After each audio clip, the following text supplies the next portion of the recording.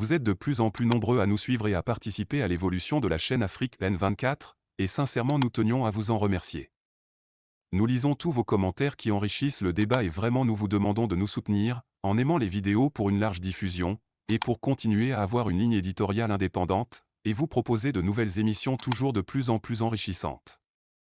Ne restons pas passifs, soyons actifs. Merci et à bientôt. Togo, 26, 27, 28 juin. Le peuple ne rentre plus chez lui. C'est fini les allers-retours. Nous resterons dans la rue jusqu'à la chute du régime. L'histoire s'écrit maintenant. Et cette fois, elle ne sera ni négociée, ni confisquée. Les dates sont fixées. Les 26, 27 et 28 juin 2025, une mobilisation sans précédent est annoncée au Togo. Mais contrairement aux manifestations ponctuelles du passé, cette fois le peuple ne compte plus rentrer à la maison. L'objectif est clair, obtenir la chute du régime de Faure Gnassingbé par la pression populaire permanente. Une révolution dans la stratégie. Il ne s'agit plus d'exprimer une colère passagère, mais de reprendre la rue, de l'occuper, de ne plus céder face à la peur.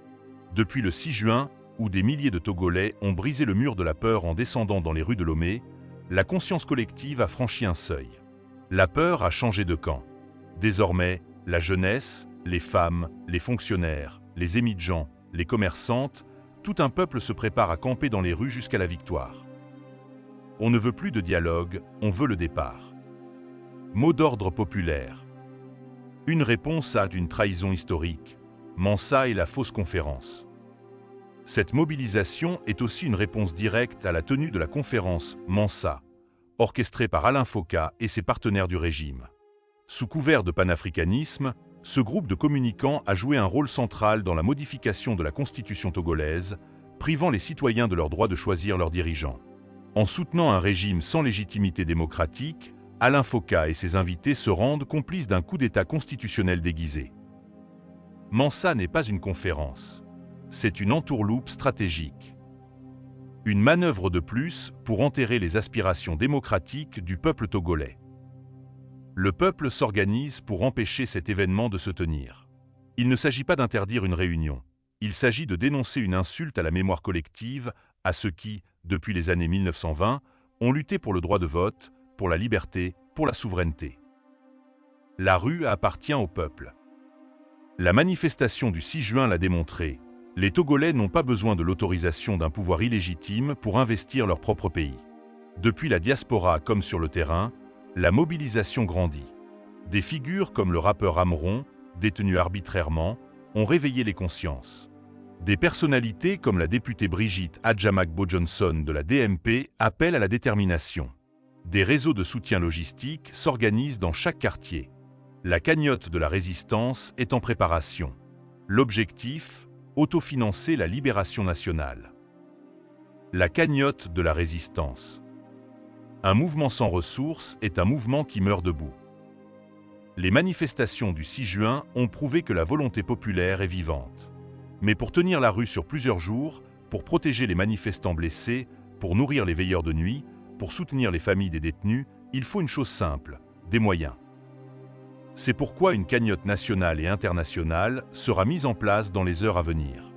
Chaque citoyen, chaque membre de la diaspora, chaque sympathisant est appelé à participer à cette levée de fonds populaire.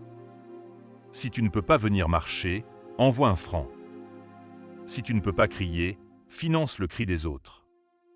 La résistance togolaise se veut indépendante, autonome et intègre. Pour cela, son financement doit venir du peuple lui-même, sans compromis, sans main étrangère. Les fonds récoltés serviront à l'achat d'eau, de vivres et de matériel logistique pour les manifestants, l'assistance médicale pour les blessés, le soutien aux familles des prisonniers politiques, la sécurisation des communications et la lutte contre les coupures d'Internet. Un lien sécurisé sera communiqué publiquement. Chaque centime sera comptabilisé, rendu public et utilisé pour le combat du peuple. Zéro confiance aux falsificateurs de l'histoire. Faure Gnassingbé règne depuis 2005. Son père, depuis 1967. Cela fait 57 ans qu'un clan tient le pays en otage. Chaque tentative de dialogue n'a été qu'un écran de fumée pour consolider un système de pillage. Les médiations régionales sont devenues complices par leur silence. Les militaires répressifs sont instrumentalisés, utilisés un temps, puis jetés comme en témoignent les cas du colonel Massina ou de Félix Katanga. À chaque abus commis aujourd'hui, l'histoire répondra demain. Ce qui est prévu, 26, 27, 28 juin. Occupation continue de places publiques, baies, Décon, Anoukopé parmi tant d'autres. Mise en place de campements citoyens jour et nuit. Pas de dispersion tant que le pouvoir ne cède pas. Action simultanée à Lomé, dans les régions et dans la diaspora. Blocage symbolique du Forum Mansa, considéré comme un outil de légitimation du pouvoir. Appel à l'action. À la jeunesse, organisez vos quartiers. Créez des cellules d'information et de soutien. La victoire viendra de votre ténacité. À la diaspora, soutenez, partagez, alimentez la cagnotte de la résistance.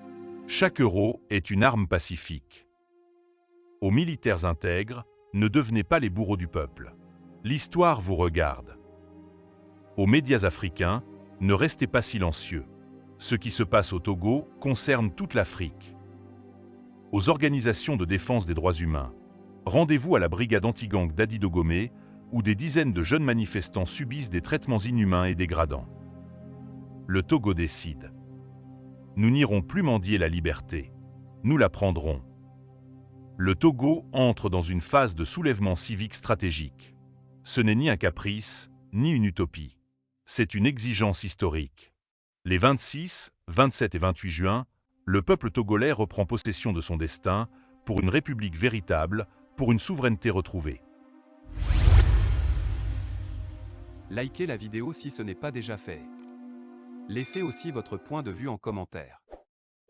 Abonnez-vous et cliquez aussi sur la petite cloche de notification pour ne rien rater de nos prochaines vidéos. N'oubliez pas de partager aussi la vidéo et de la liker.